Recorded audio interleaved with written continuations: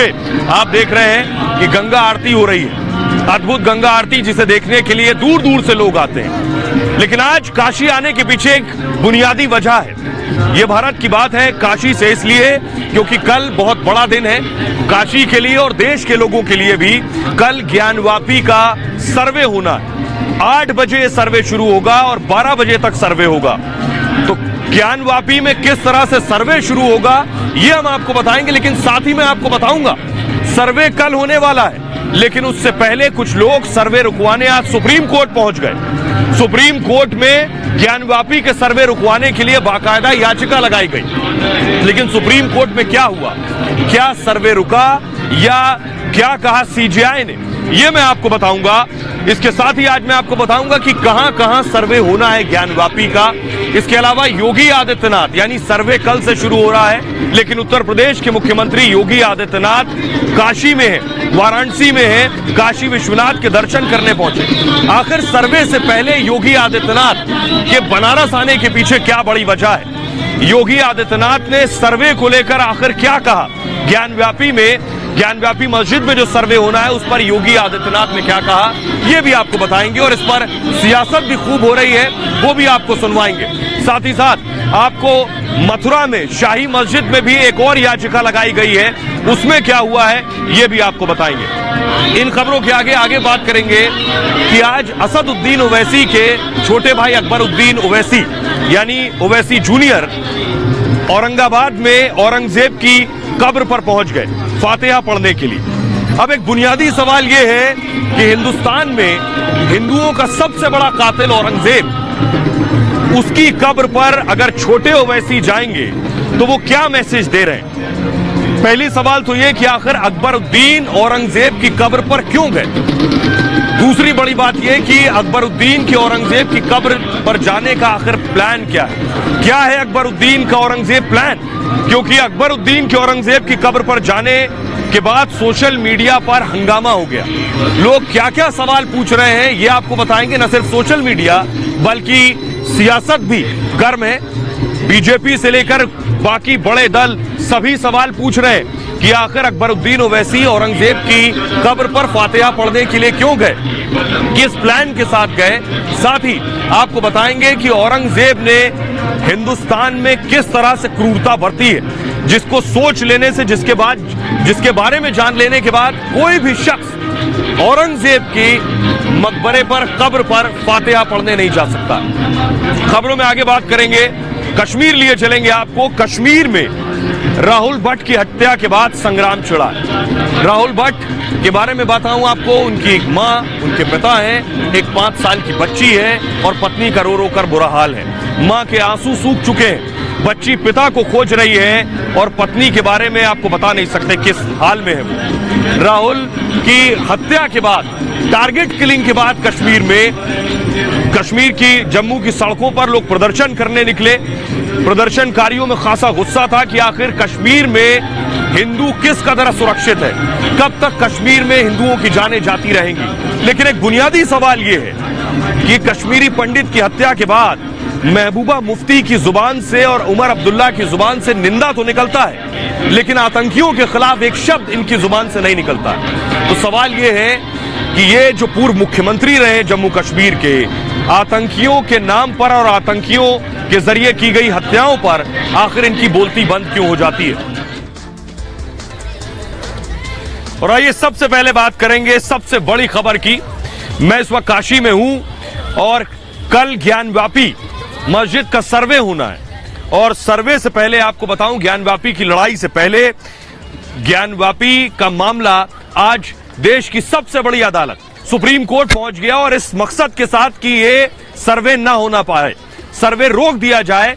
इसलिए कौन supreme court पहुंचा ये मैं आपको बताऊं। कल सर्वे होना है और आज बाकायदा कुछ वकील सुप्रीम कोर्ट पहुंच गए कि ज्ञानवापी के सर्वे को रोक दिया जाए। तो सुप्रीम कोर्ट में आज क्या हुआ, सबसे पहले ग्राफिक्स के जरिए मैं आपको दिखाने जा रहा हूं कि आज कोर्ट में याचिकाकर्ता की क्या दलील थी कि सर्वे रोक दिया जाए और सुप्रीम कोर्ट ने क्या कहा। तो याचिकाकर्ता की दलील थी, मैं आपको बताऊं, उन्होंने कहा सुप्रीम कोर्ट में कि ज्ञानवापी मस्जिद में सर्वे पर रोक लगाई जाए, रोक लगाने की मांग की गई। सर्वे का जो आदेश है वो प्लेसेस ऑफ वर्शिप एक्ट 1991 के खिलाफ है, सुप्रीम कोर्ट में कहा गया।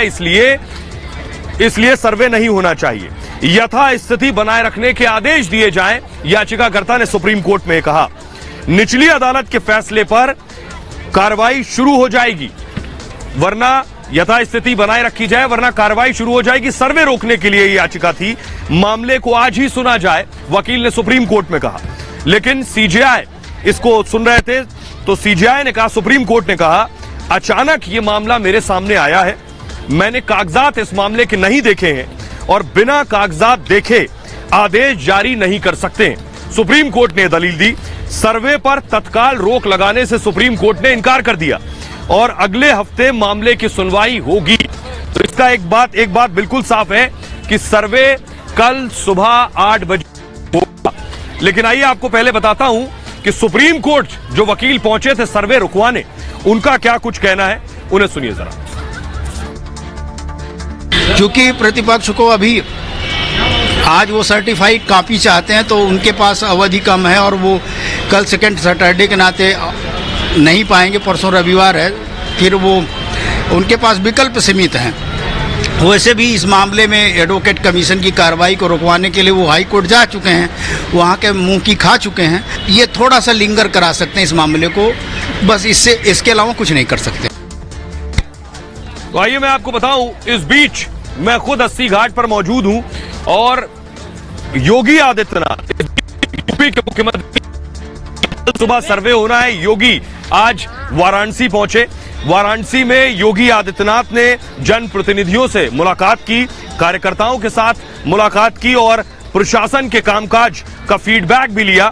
आपको बताएं कि अलग अलग अधिकारियों से भी योगी आदित्यनाथ मिले और योगी आदित्यनाथ ने सर्वे पर क्या कहा है। कल सर्वे होना है, 2 दिन के लिए योगी आए और सर्वे से ठीक पहले योगी का आना क्या कहता है। योगी ने सर्वे को लेकर इशारों में क्या कहा, वो जरा सुनिए।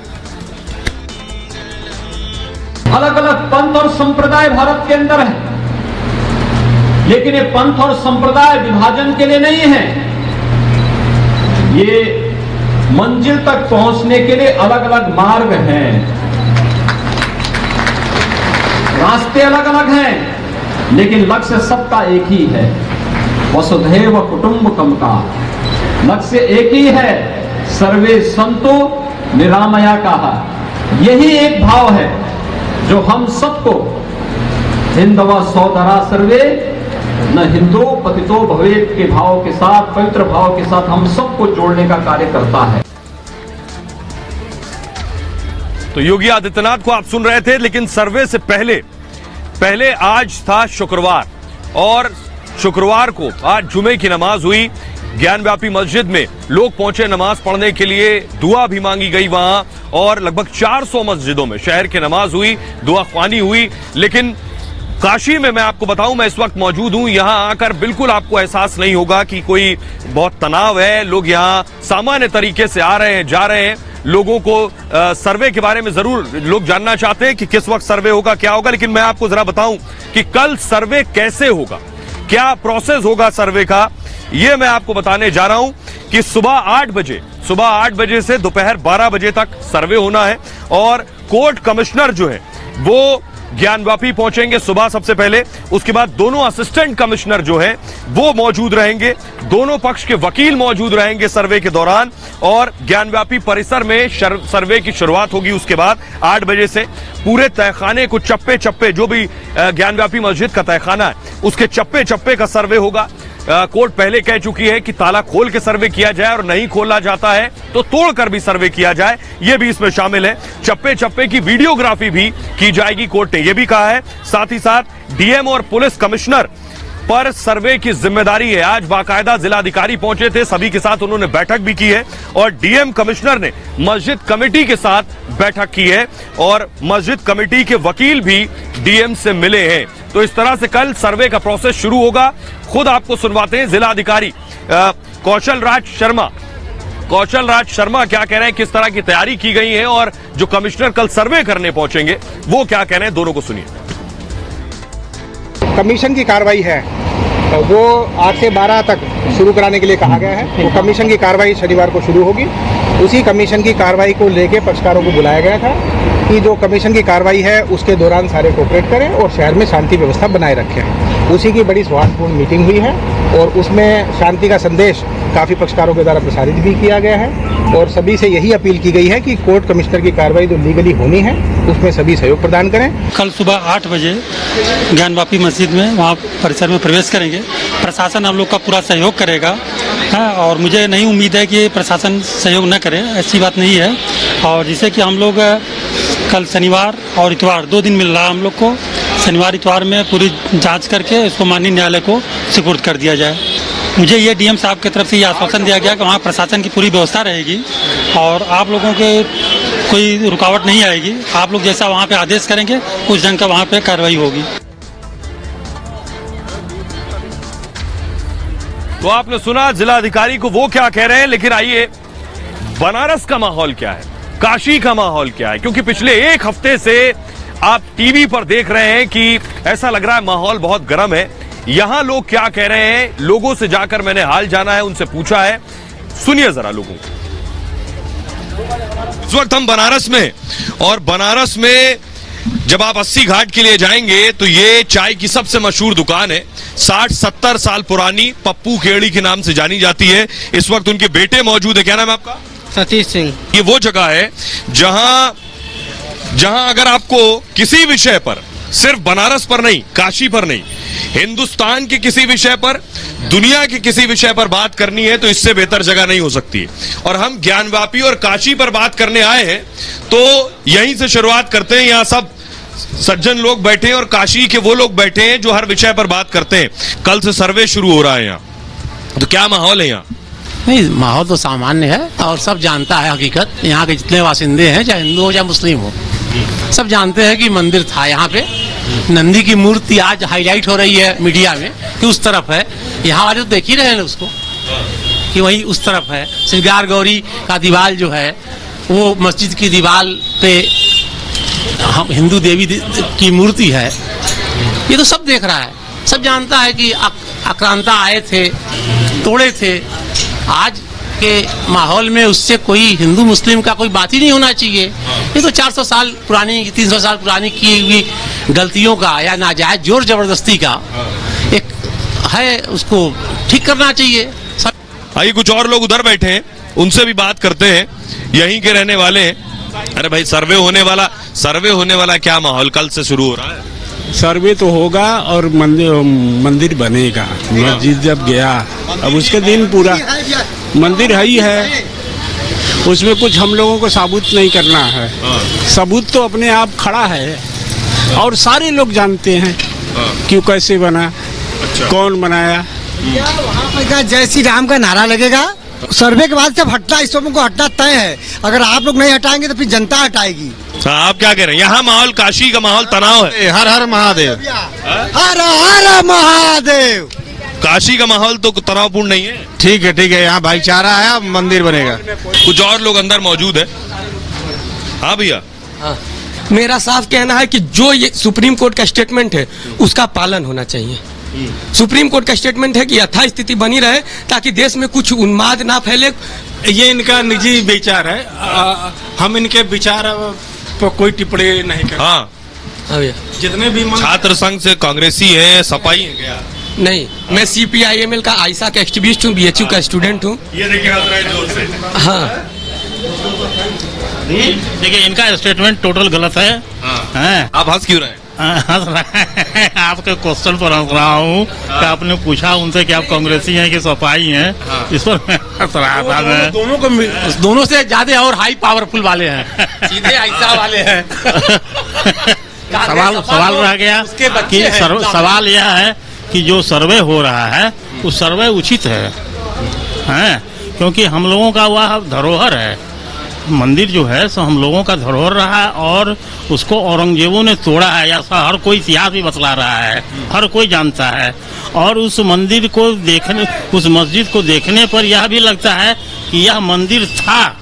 अभी जो माहौल चल रहा है, देखिए अब यहाँ 3 आपसे बड़े उम्र में लोग बैठे हैं।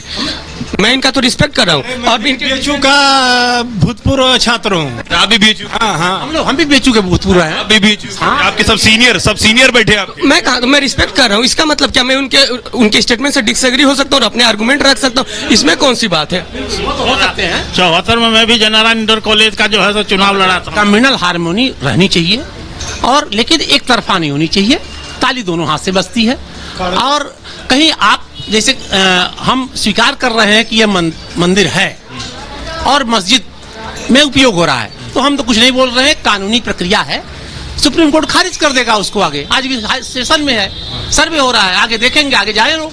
मुगल काल में लगभग 40,000 मंदिरों को तोड़कर मस्जिद और मकबरा बनाया गया। आप इस्लामिक को वायलेंट बता रहे हैं। औरंगजेब नहीं तोड़ा होगा तो जो उस समय में जब उनका शासन था, कट्टर मुसलमान था औरंगजेब। आज की तारीख में जब देश इतना आगे हो गए हैं, सब देश हस्तक्षेप कर रहे, फिर भी मूर्ति तोड़ दी गई कि नहीं तोड़ दी गई? क्या वजह थी तोड़ने की? वही वजह उस समय भी गुजरात मंदिर और राम मंदिर और कृष्ण मंदिर तोड़ने की वही वजह थी। सोमनाथ मंदिर जो आज अफगानिस्तान में हो रहा है, कहने का मतलब ये भावना है उनकी। अब हम खत्म करेंगे एक आखिरी कमेंट। कल से सर्वे होने जा रहा है, आपका इस पे क्या? बिल्कुल शांति सर्विस हो और वस्तुस्थिति सामने आए, कोई तोड़ फोड़ नहीं होनी चाहिए। मैं यही मानता हूँ, मैं भी संभाव ही रखना चाहता हूँ। कमला हारमोनी मैं भी चाहता हूँ देश में बनी रहे। जी। अब क्या चाहते? ये इन लोग का नारा हो चुका है, जमा एक धक्का और दो, ज्ञान वापी तोड़ दो, एक धक्का और दो, जामा मस्जिद तोड़ दो। ये देखिए कैसे नैरेटिव तैयार किया जा रहा है। आप समझिए कहाँ से ये ड्रॉ कर रहे हैं। वो पिछला दंगा क्यों हुआ था? वो तो मंदिर तोड़ने से नहीं हुआ था। अभी पश्चिमी उत्तर प्रदेश में सपा के शासनकाल में उस दंगे के बारे में क्या कहेंगे? क्या हुआ था दंगा? क्या इसके पीछे? वो तो मंदिर नहीं था। आखिरी हमारा यही मांग है, जितने भी मंदिर ये मस्जिद और मकबरा हैं उनका सर्वे हो। क्या सर्वे करवाएंगे आप? पूरे देश का सर्वे हो। तो यहाँ आप पप्पू घेड़ी से लोगों को सुन रहे थे कि लोगों की क्या राय है, लोगों का क्या कहना है। कल सर्वे होने वाला है, कल बड़ा दिन है, पूरे देश की इस तरफ निगाह रहने वाली है। तो कल सर्वे होगा, तो क्या सर्वे से तहखाने का राज खुलेगा? ये मैं आपको बताने जा रहा हूं, क्योंकि इससे पहले जब सर्वे की शुरुआत हुई तो तहखाने में सर्वे नहीं करने दिया गया। इसीलिए दोबारा जब कोर्ट में गए तो कोर्ट ने कहा ताला खोलकर सर्वे करवाइए तहखाने का, और नहीं खुल रहा है तो ताला तोड़कर सर्वे करवाइए। तो मैं आपको बताता हूं कि सर्वे में आखिर क्या होगा और क्या दावा किया जाता है। हिंदू पक्ष का दावा यह है कि मंदिर तोड़कर मस्जिद बनाई गई। इसके अलावा दावे के मुताबिक यहां तहखाने में बजरंग बली की मूर्ति भी है। दावा इतना ही नहीं, दावा यह भी है कि गणेश जी की मूर्ति भी तहखाने के अंदर मौजूद है। साथ ही साथ मस्जिद के तहखाने में शिवलिंग भी है, यह भी कहा जाता है। और प्राचीन कुआं है वहां, और प्राचीन कुएं में भी शिवलिंग होने का दावा किया जाता है।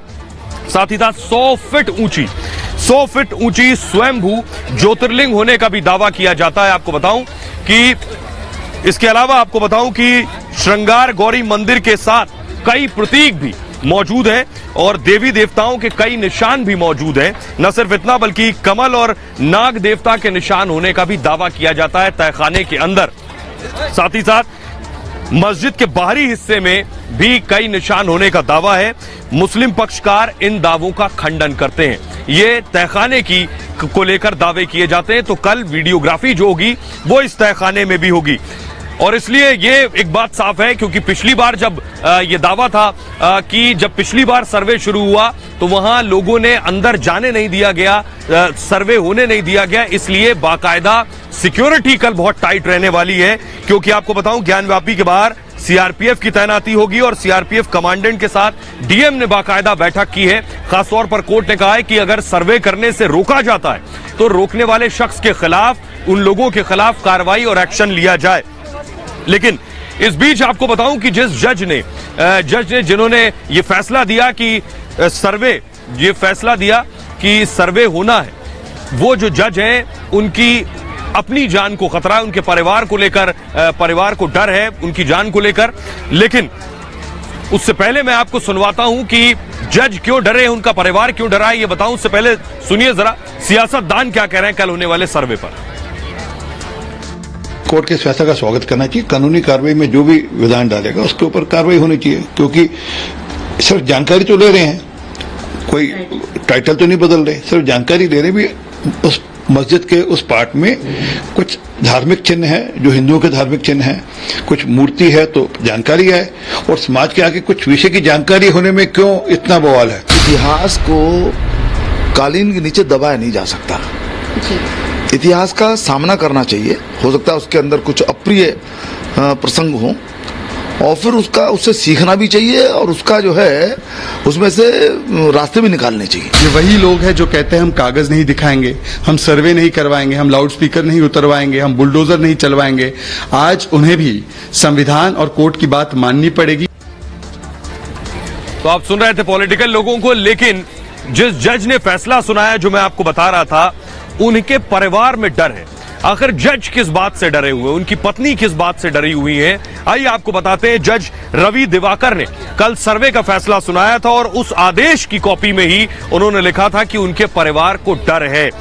ज्ञानव्यापी पर सिविल जज रवि दिवाकर ने यह फैसला सुनाया है और ऑर्डर में फैसले को लेकर डर का जिक्र किया है। जो उन्होंने ऑर्डर की कॉपी जो जारी की है उसमें डर का जिक्र किया है। पूरे मामले में कहा गया कि डर का माहौल बनाया गया है और साधारण से केस को असाधारण बना दिया गया है। घर से बाहर होने पर पत्नी और मां सुरक्षा की चिंता जता रही हैं और मां ने बातचीत के दौरान सुरक्षा को लेकर चिंता भी जताई है। मां ने मौके पर जाने से मुझे मना किया है, ये खुद कह रहे हैं। जज ने उस आदेश में लिखा हुआ है इन बातों को। आइए अब आपको सुनवाता हूं यूपी कैबिनेट मिनिस्टर देवीरानी मौर्य क्या कह रही हैं, उन्हें सुनिए जरा। जज साहब को कोई वैसे डर नहीं है, लेकिन वो कह रहे हैं कि लोग डरा रहे हैं उन्हें, और ये डराना और डरना नहीं होना चाहिए। अगर जो मूल में है और उसकी जांच हो रही है या उसका सर्वे हो रहा है तो वो निष्पक्ष होना ही चाहिए।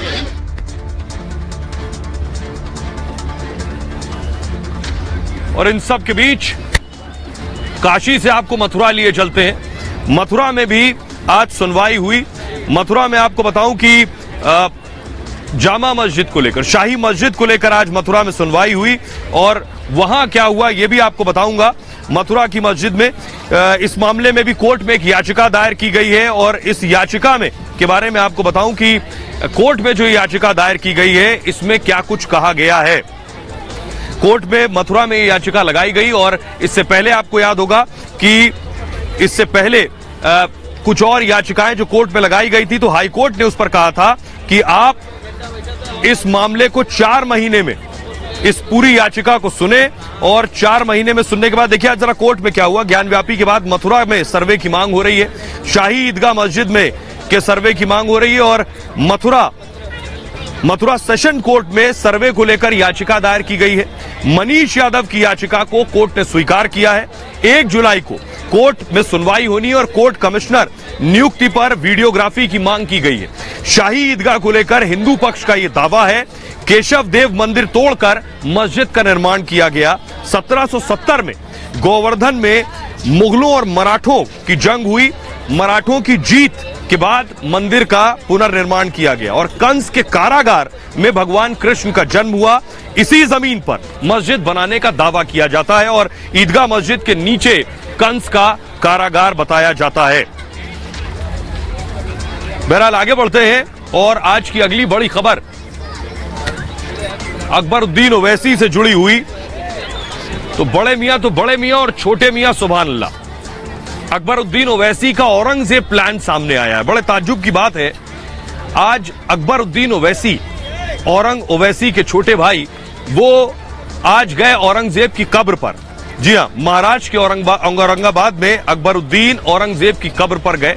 वो औरंगजेब जिसने हिंदुस्तान में न जाने कितने हिंदुओं का खून किया, जिसने न जाने कितने मंदिरों को तोड़ा, अकबरुद्दीन का औरंगजेब की कब्र पर जाना सवाल खड़े करता है। इसने सियासत को भी गर्म कर दिया है। जरा मैं पहले आपको दिखाता हूं हुआ क्या और क्या जरूरत आन पड़ी अकबरुद्दीन को कि वो औरंगजेब की कब्र पर चले गए फातिहा पढ़ने। महाराष्ट्र के औरंगाबाद पहुंचे थे अकबरुद्दीन ओवैसी। आपको बताऊं मुगल बादशाह औरंगजेब के मकबरे पर गए वो और खुलदाबाद जाकर औरंगजेब की कब्र पर फूल चढ़ाए। न सिर्फ फूल चढ़ाए बल्कि फातिहा भी पढ़ी। आपको बताऊं ये जो औरंगाबाद है, औरंगाबाद से सांसद हैं AIMIM के, यानी ओवैसी के सांसद हैं औरंगाबाद से इम्तियाज जलील।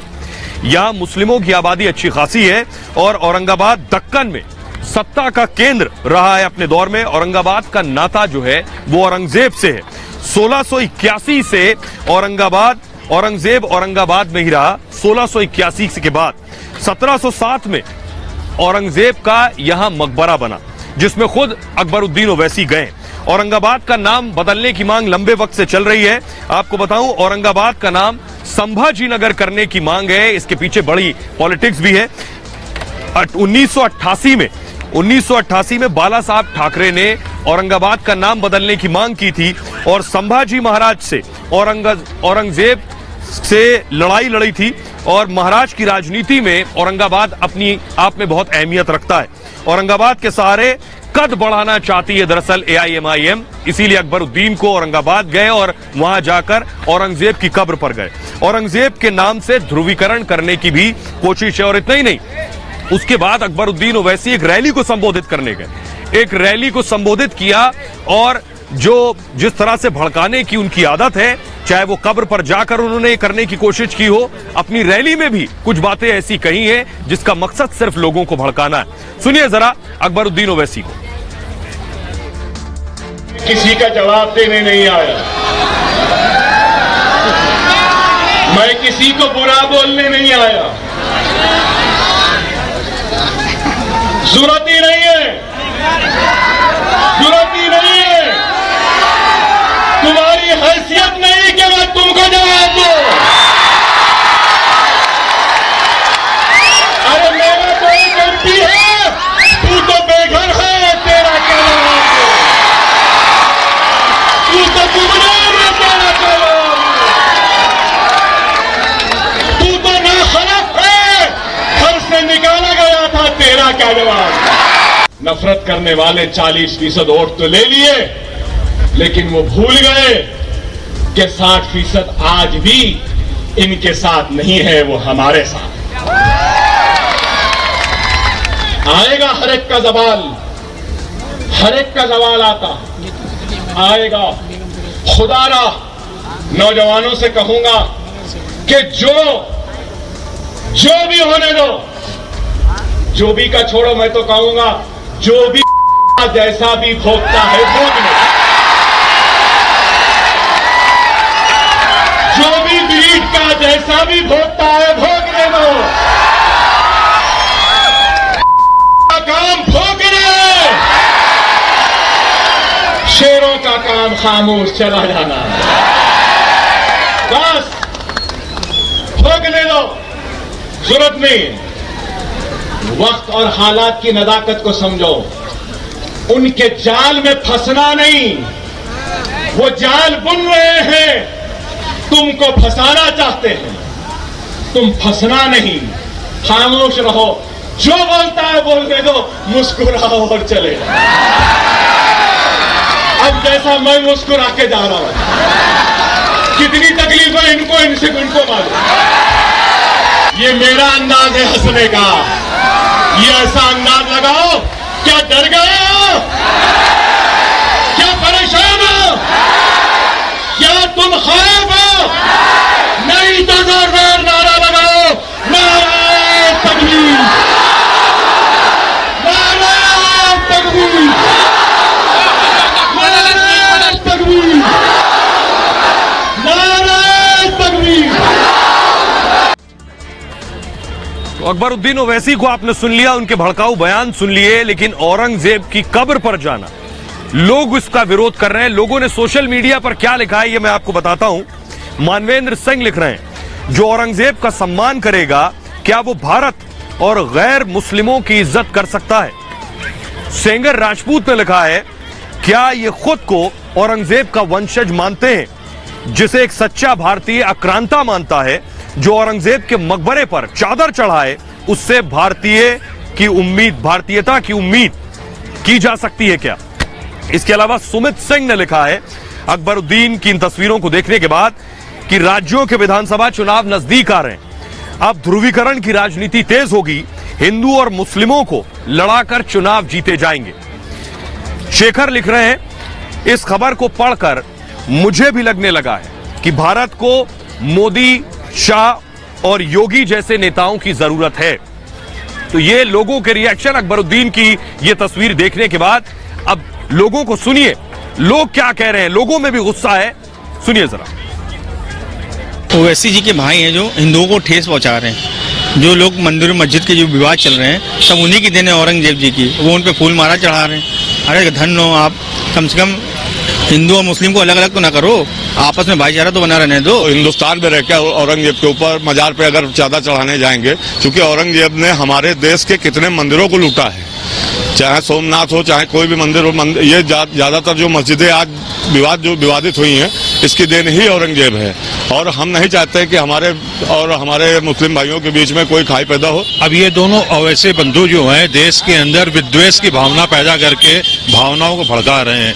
इन्होंने आज तक कभी ये नहीं किया है कि गुरु गोविंद सिंह महाराज के जिन बच्चों की शहादत हुई थी औरंगजेब की वजह 5 साल और 7 साल के बच्चों के, उनके शहादत स्थल पे जाके कभी उन्होंने फूल नहीं चढ़ाया। आज औरंगजेब की शहादत पे जाके फूल चढ़ा रहे हैं। ये देश में सिर्फ हिंदुओं को 2म दर्जे का नागरिक सिद्ध करना चाहते हैं। ये उन्होंने बड़ी अभद्र बात भी की है, हमेशा वो जो है अभद्र भाषा का प्रयोग करते हैं हिंदू तत्व में, और ये गलत बात है। ये भड़का रहे हैं, पूरा हिंदुओं को भड़का रहे हैं, दंगा कराना चाहते हैं। भारत में इस तरह के जो करा है उन्होंने, उस तरह के कोई भी घटनाएं उनको मतलब फूल माला उनको चढ़ा के ये संदेश दे रहे हैं कि भारत में 2 पार्टियां का ग्रुप बना रहे हैं, जो कि बहुत आगे आने वाली पीढ़ी में भेदभाव बढ़ेगा। ये जो फूल माला चलाए हैं बहुत कहीं ना कहीं ये गलत है, वो गलत मैसेज जा रहा है, सरकार की तरफ भी जा रहा है और लोगों की तरफ जा रहा है। कहीं ना कहीं ये हिंदू मुस्लिम जो वाक होता है वो मैसेज जा रहा है, गलत मैसेज है ये।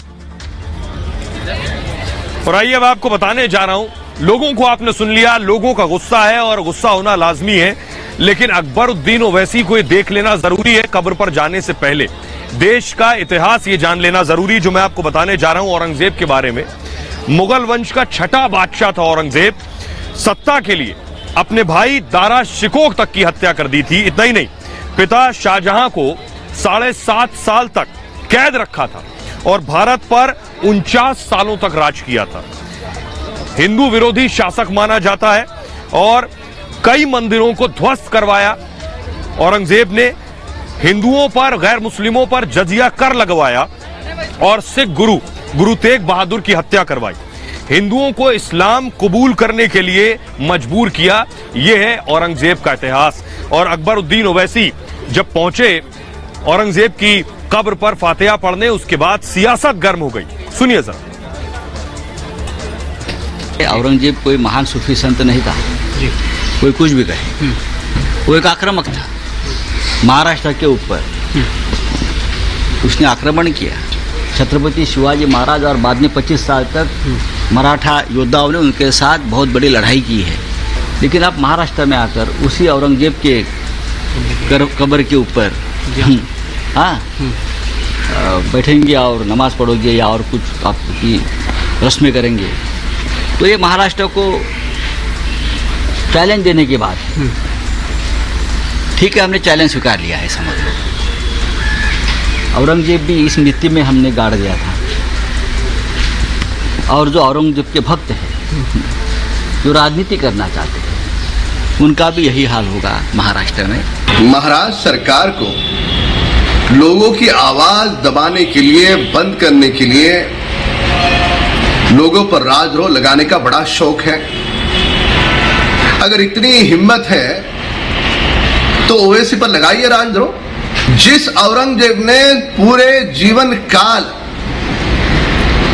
छत्रपति शिवाजी महाराज के साथ दुर्व्यवहार किया, उन्हें कैद किया, उनके पुत्र संभाजी महाराज की आंखें फोड़ दी, जबान खींच ली, हजारों लाखों हिंदुओं के मंदिर तोड़े, और इसी औरंगजेब के कब्र में मत्था टेकने वाले ओवैसी को आप छोड़ दोगे? यही है तुम्हारा साहस, यही तुम्हारी हिम्मत। दोनों ओवैसी भाई नफरत की पाठशाला के सबसे बड़े हेडमास्टर है। आज सवाल ये पैदा होता है कि जब अकबरुद्दीन ओवैसी भड़काऊ भाषण देते हैं महाराष्ट्र में, औरंगाबाद में जाकर आतंकवादी औरंगजेब की मजार पर सजदा करते हैं, आज वो हनुमान चालीसा बोलने वाले लोगों पर तो सेडिशन का केस लगा सकती है, कार्रवाई कर सकती है, परंतु अकबरुद्दीन ओवैसी पर कार्रवाई क्यों नहीं कर सकती उसी प्रकार से? क्या वोट बैंक की दुकान के चलते भड़काऊ भाईजान पर कोई कार्रवाई नहीं करेगी उद्धव जी की सरकार? उद्धव ठाकरे जी को मेरा सवाल है, इस महाराष्ट्र के अंदर जो मुंबई में कल आपकी सभा है, अगर आप हिंदुत्व का नारा देते हैं तो उस सभा की शुरुआत श्री राम भगवंता बजरंगबली और हनुमान चालीसा का पाठन कर आप सभा की शुरुआत करेंगे कि संभाजी नगर में औरंगजेब के कब्र पे फूल बरसाने जाएंगे? ये महाराष्ट्र का, देश के हिंदू का आपको एक सवाल। और इस बीच बड़ी खबर आपको बता दें, बड़ी खबर यह है कि महाराष्ट्र नवनिर्माण सेना के नेता राज ठाकरे की सुरक्षा बढ़ा दी गई है। महाराष्ट्र सरकार ने उनकी सिक्योरिटी बढ़ाई है। धमकी मिलने के बाद सुरक्षा बढ़ाई गई है। राज ठाकरे को बाकायदा जान से मारने की धमकी मिली थी। एक चिट्ठी मिली थी उर्दू भाषा में जिसमें लिखा था कि लाउडस्पीकर के खिलाफ जो आंदोलन चला रहे हो ये बंद कर दो, और नहीं बंद किया तो जान से मारने की धमकी दी गई थी राज ठाकरे को, जिसके बाद उनकी सिक्योरिटी बढ़ा दी गई है। महाराष्ट्र सरकार ने एक्शन लिया है और राज ठाकरे की सिक्योरिटी टाइट कर दी गई है।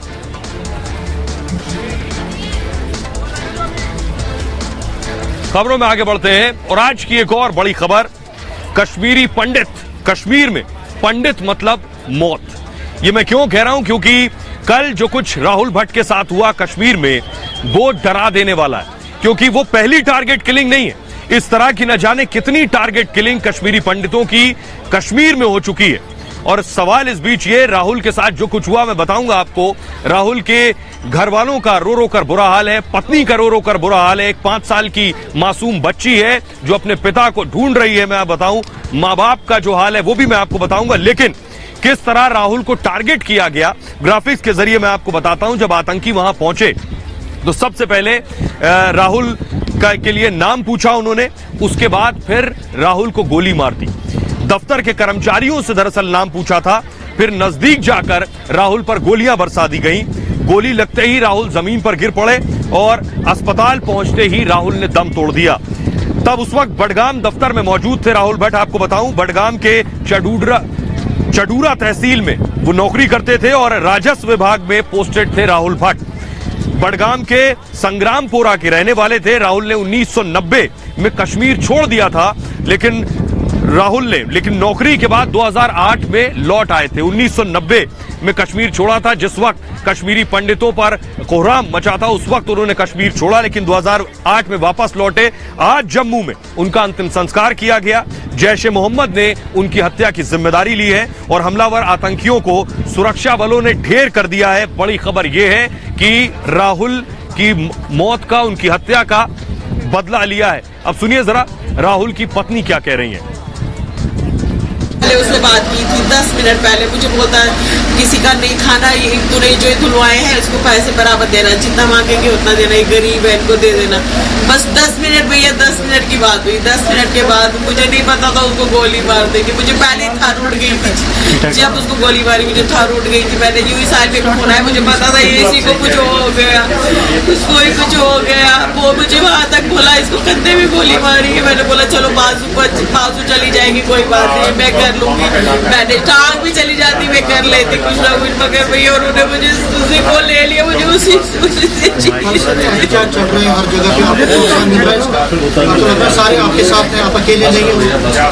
अकेली तो भैया मैं रह ही गई हूँ, मेरे साथ ही सब नहीं है।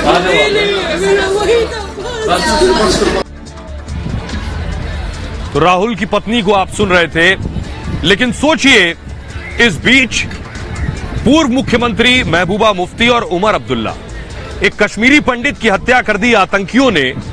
न महबूबा मुफ्ती की जुबान से आतंकवादियों के खिलाफ एक शब्द निकला, न उमर अब्दुल्ला की जुबान से आतंकवादियों के खिलाफ एक भी शब्द निकला।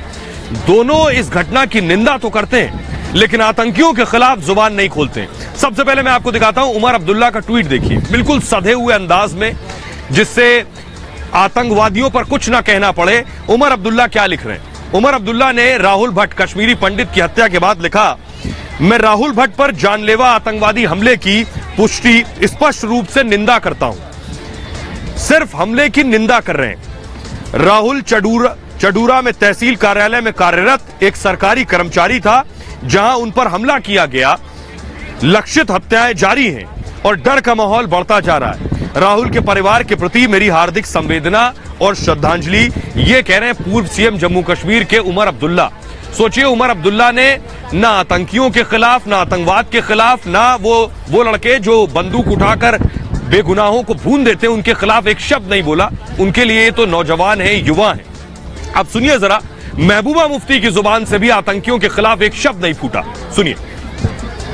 बद से बदतर होते जा रहे हैं। जहां मरकजी सरकार अपनी नाकामियां छुपाने के लिए हिंदू मुसलमानों को आपस में लड़ाने का खेल खेल रही है और हिंदुओं को मुसलमानों को और मुसलमानों को हिंदुओं का सबसे बड़ा दुश्मन बना के पेश कर रही है। हम इकट्ठे रहने वाले लोग हैं, एक सेक्युलर स्टेट है, पूरे मुल्क को मैसेज दे ताकि मुल्क में जो इसको सरकार है उनको मुसलमानों को बदनाम करने का मौका न मिले। कश्मीरी पंडित समाज जिनको लगातार टारगेट किया जा रहा है, लेकिन पाकिस्तान प्रेरित जो उग्रवाद है वो कहीं ना कहीं अपना रणनीति चेंज करके सिविल वर्दी में आकर के पिस्टल के साथ वार करके मुझे लगता है इस प्रकार की घटनाओं को अंजाम देता है। अगर उन्होंने रणनीति चेंज की है तो हमारे सुरक्षा बलों को ही कहीं ना कहीं अपनी रणनीति चेंज करने की जरूरत है। तो आपने सुन लिया, लेकिन इस बार जम्मू कश्मीर के लोगों में गुस्सा है। राहुल भट्ट की हत्या के बाद लोगों में आक्रोश है। लोग सवाल पूछ रहे हैं, आखिर कब तक बेगुनाह कश्मीरी पंडित मारे जाते रहेंगे? कब तक कश्मीर में हिंदुओं का कत्ल होता रहेगा? लोग आज सड़कों पर निकले। जम्मू की तस्वीरें आप देख रहे हैं, लोगों ने प्रदर्शन किया, अपना गुस्सा जाहिर किया, प्रोटेस्ट किया, और लेकिन वहां भी आंसू गैस के गोले चले, इस तरह की भी खबरें आई। लोगों का गुस्सा लाजमी है। लोग सवाल पूछ रहे हैं कि आखिर इनके जो हिमायती हैं आतंकियों के, वो कब जुबान खोलेंगे? इन हिमायतियों के खिलाफ एक्शन का वक्त आ गया है। जरा लोगों को सुनिए, जो प्रोटेस्ट कर रहे थे उनमें कितना आक्रोश है। गजवाए हिंद जो इन्होंने डिसाइड किया है कि यहाँ से हिंदुस्तान को, हिंदुओं को खत्म कर देंगे, नेशनलिस्ट को खत्म कर देंगे, वो उनका मिशन चालू है। और जब तक ये उनका मिशन चालू हो और जब तक एक भी आतंकवादी बचा है, तब तक भारत सरकार को रुकना नहीं चाहिए। एक एक आतंकवादी को खत्म कर देना चाहिए। सिविल ऑफिस में काम कर रहा है, उसका क्या कसूर था? वो कोई सिक्योरिटी वाला नहीं था, कोई फौजी नहीं था, कुछ भी नहीं था, उसका क्या कसूर है? और मैंने सर आपको ये हमारी जब तक जम्मू कश्मीर में गवर्नमेंट ऑफ इंडिया की क्लियर पॉलिसी नहीं होगी, कंक्रीट पॉलिसी नहीं होगी, ये डिंग डांग खेल नहीं चलेगा सर। जब तक कंक्रीट पॉलिसी नहीं होगी तब तक कश्मीरी पंडित वहां रिलैबिलिटेट नहीं हो सकता सर। ये 90 के बाद आज पहली बार हुआ है एक इनोसेंट किलिंग हुई है, जिसका कोई आधार नहीं था। वो लोग वहां पे फर्स्ट ऑफ हम मांग करते हैं उनकी सिक्योरिटी। जितने भी पीएम पैकेज के एम्प्लॉय लगे हुए हैं, फटाफट उनको एक जगह पे इकट्ठा करके उनको सिक्योरिटी चाहिए। क्या उस ऑफिस में एक ही आदमी था जिसको कश्मीरी पंडित बार बलि का बकरा नहीं बनना है उसको। ये हमारी 7वीं माइग्रेशन है। जब भी भारत सरकार कोई योजना बनाता है कश्मीरी पंडित को रिहेबिलिटेट करने के लिए, आतंकवादी जो बौखलाए हुए हैं उनको ये पता नहीं है। उनको पता पाकिस्तान की शाह पर जब भी वो कोई भारत सरकार योजना बनाता है, वो ऐसे निहत्ते कश्मीरी पंडित को बलि का बकरा बनाते हैं। हम चाहते हैं कि मोदी जी जो इस टाइम तख्त पर बैठे, एक ही बार पाकिस्तान पर प्रहार करे, क्योंकि ये बार ये जो पनप रहा आतंकवाद, इसको एक ही बार खत्म करे, क्योंकि ये वन टाइम सोल्यूशन हम रिहेबिलिटेट करते हैं। कश्मीर से निकालने की कोशिश जो ये हिंदुओं के ऊपर हम ये चाहते वो करते हैं कि जो दफ्तर में जिस लड़का ये काम कर रहा था, क्या उसमें एक ही बंदा था जिसको इन्होंने गोली मारी? हमें इस बात का अफसोस है कि उन्होंने हिंदू बोल के कश्मीरी पंडित सोच के उस बंदे को अकेले को टॉर्चर किया। और हमें इस बात का पता लगना चाहिए वहाँ कितने आदमी थे उस ऑफिस में उस टाइम, जो कि एक बंदे को इन्होंने गोली मारी। और कब तक हम ये बर्दाश्त करेंगे? किलिंग देख लीजिए कैसे हो रही है। किलिंग, टारगेट किलिंग हो रही है। 60 टारगेट किलिंग, कल भी टारगेट किलिंग। 2 बजे भाई से बात कर रहा है। I was there after 4 days there. मैं 4 दिन से पहले आया हूँ वहां पर। चलो हम पॉलिटिकली हमें टारगेट किया जाता है, मगर एम्बेसडर पढ़ा रहे हैं, नालियां उनकी बन रही है, काम उनका हो रहा है, हम भी उनका ही काम कर रहे हैं, पढ़ाई उनकी हो रही है, सब कुछ उनका हो रहा है। यही कश्मीर का दावा दे रहे हैं लोग। मैंने ये भी कहा था कश्मीर पार्क में, वहां शहरी कश्मीर पार्क में। और आइए अब मैं आपको दिखाता हूं कि राहुल के पिता को देखिए। राहुल भट्ट के पिता, और पिता के आंसू सूख गए हैं। पिता के लिए उसका जवान बेटा जो 1990 में चला गया हो और 2008 में उम्मीदों के साथ वापस आया हो कि अपनी जिंदगी को आगे बढ़ाएंगे, नौकरी करने के लिए आगे आया हो। अब सोचिए जरा उस पिता पर क्या बीत रही होगी। लेकिन आइए अब मैं आपको सुनवाता हूं, उससे पहले लेकिन आपको बताऊं, सुनिए जरा। आप लगा काफ़ी देर से राहुल जी वहाँ काम कर रहे थे, कोई डर था क्योंकि लगातार डर नहीं लग रहा था उनको। एरिया वैसा था कि उन्होंने एरिया डेंस था, एरिया बड़ा वर्नेबल था एरिया। उन्होंने ट्रांसफ़र के लिए भी कह रहे हैं कि अप्लाई किया? हाँ, किया हुआ था, डीसी के साहब को लिखी थी लेटर, उन्होंने नहीं की, नतीजा हमको भुगतना पड़ा। तो लगा कि सरकार को थोड़ा सीरियसली लेना चाहिए ऐसी चीज़ों को जब कोई कहे। तो राहुल की मौत का बदला ले लिया है भारतीय सेना ने, 3 आतंकियों को ढेर कर दिया है। आपको बताने जा रहा हूं मैं, बांदीपुरा के बनार अरागाम में ये तीनों आतंकी छिपे हुए थे। सुरक्षा बलों को छुपने की इनकी जानकारी मिली, इलाके की घेराबंदी की, तो उसके बाद इन्होंने फायरिंग शुरू कर दी और सुरक्षा बलों ने घेर कर जवाबी कार्रवाई की है और जवाबी कार्रवाई में तीनों आतंकी ढेर कर दिए गए। तीनों आतंकी पाकिस्तान के नागरिक बताए जा रहे हैं और तीनों लश्कर तैयबा के लिए काम करते थे। गुमराह करने के लिए इन्होंने जैश का जिक्र किया था और कल देर शाम राहुल भट्ट को गोली मारी थी। राहुल कश्मीरी पंडित थे, इसलिए उन्हें टारगेट किया गया और हत्या के बाद सैकड़ों किलोमीटर दूर भागकर ये छिप गए थे, लेकिन भारतीय सेना ने इन्हें इनकी सही जगह सही ठिकाने पर पहुंचा दिया। फिलहाल ये भारत की बात है में इतना ही। मैं इस वक्त वाराणसी में मौजूद हूं 80 घाट पर। कल सुबह सर्वे होना है और पूरे देश की नजर इस पर टिकी हुई है। कल सुबह सबसे बड़ी कवरेज आप रिपब्लिक भारत पर देखेंगे। फिलहाल ये भारत की बात है में इतना ही। अपना बहुत ख्याल रखिए। एक छोटे से ब्रेक के लिए रुक रहे हैं, लौट रहे हैं कुछ ही पलों में।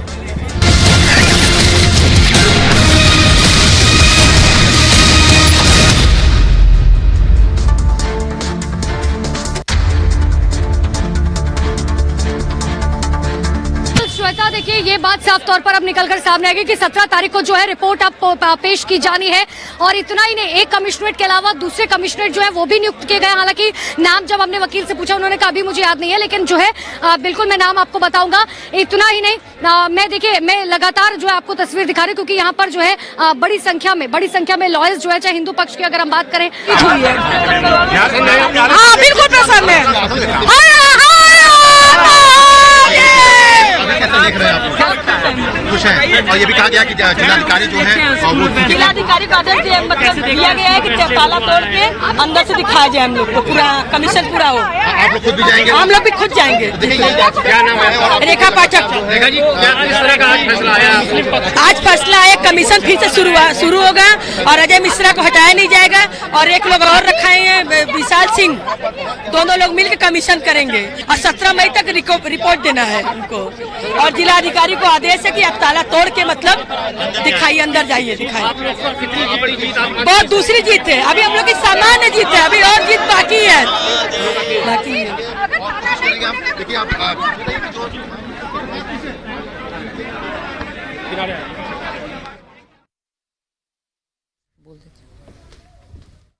है कि अगर कोई रोकता है या आपत्ति है किसी तो देखिए, लगातार हम तस्वीर दिखा रहे हैं कि आखिर किस तरीके से अब 17 तारीख को जो है रिपोर्ट पेश की जानी है।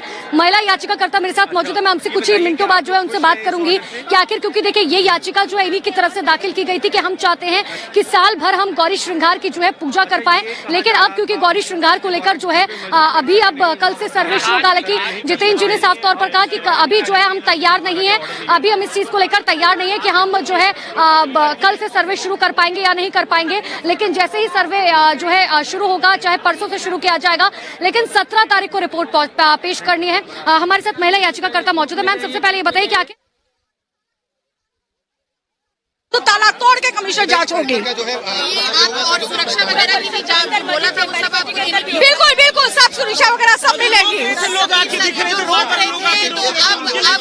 होगी, फोटोग्राफी होगी।